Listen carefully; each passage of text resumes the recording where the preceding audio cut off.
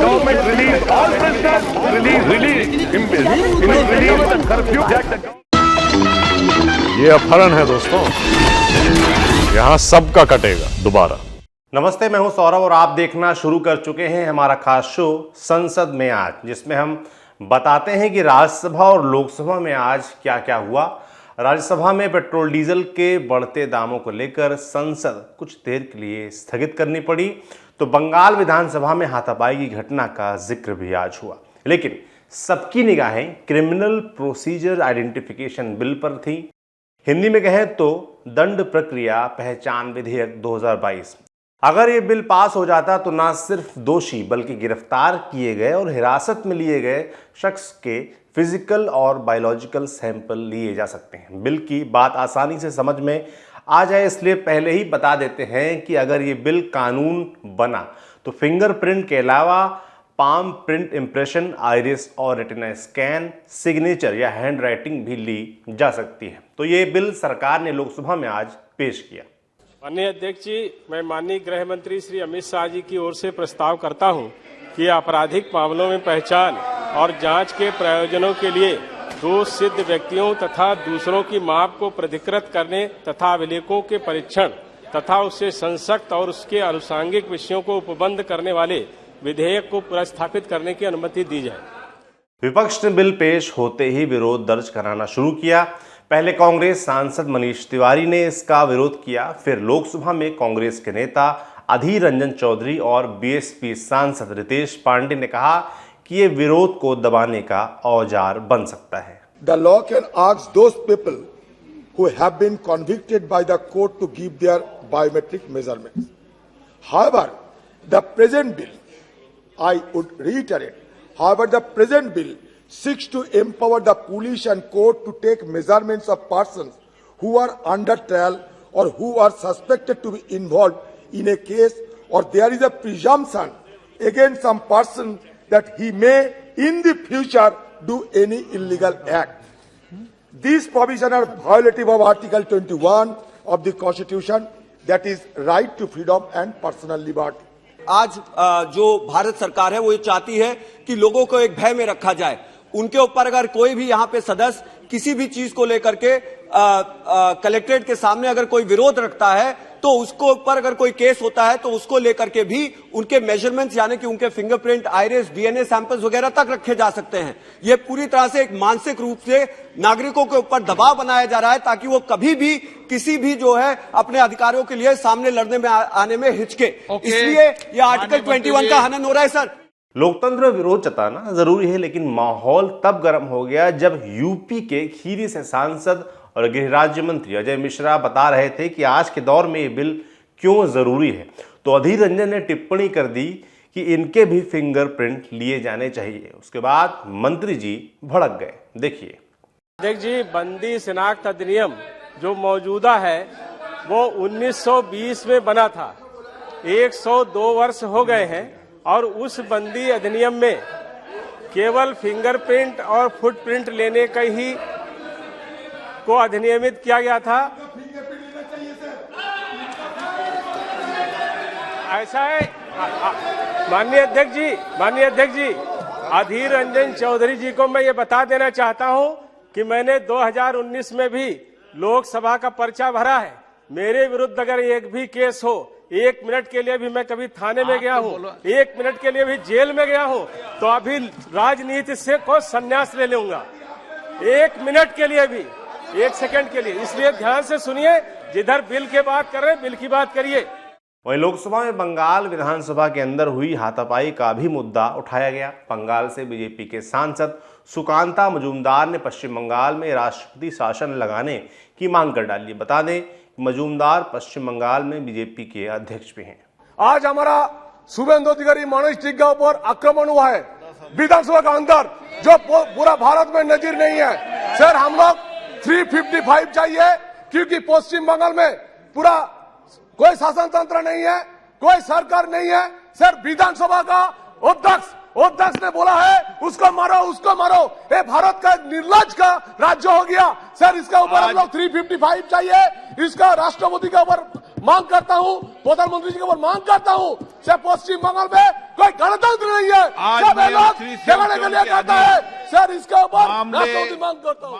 वहीं विपक्ष ने मौका मिलते ही महंगाई के मुद्दे को संसद के अंदर उठाया। अधीर रंजन चौधरी ने कहा कि कांग्रेस देश भर में महंगाई मुक्त भारत अभियान चलाएगी, जब तृणमूल कांग्रेस के सांसद सुदीप बंदोपाध्याय ने कहा कि जनता की वो आशंका भी सच हो गई है कि चुनाव खत्म होने के बाद पेट्रोल, डीजल और ईंधन के दाम बढ़ जाएंगे।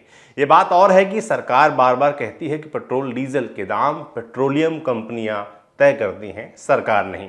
हमारे पार्टी की सभानेत्री मैडम सोनिया गांधी जी भी ये निर्णय ले चुके हैं कि सारे हिंदुस्तान में हम लोग महंगाई मुक्त भारत अभियान चलाएंगे।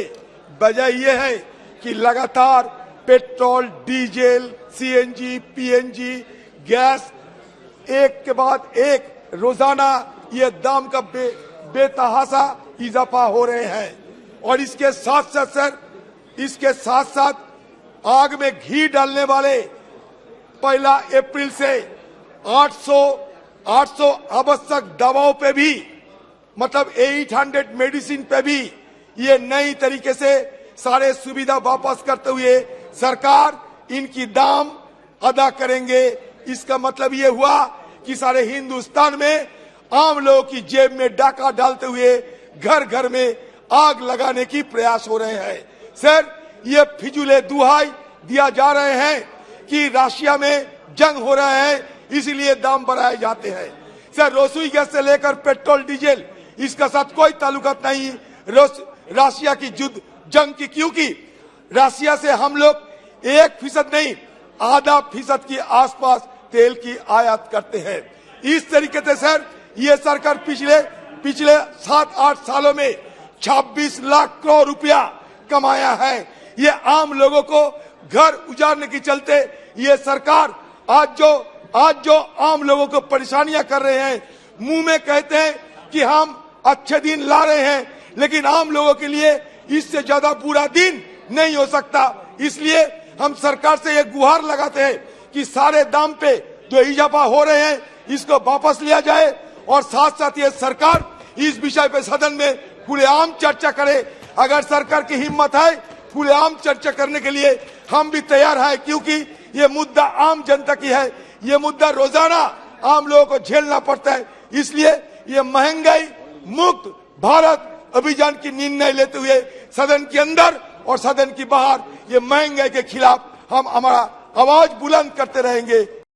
Sir, commonly it is said that the oil companies take the decision of their own.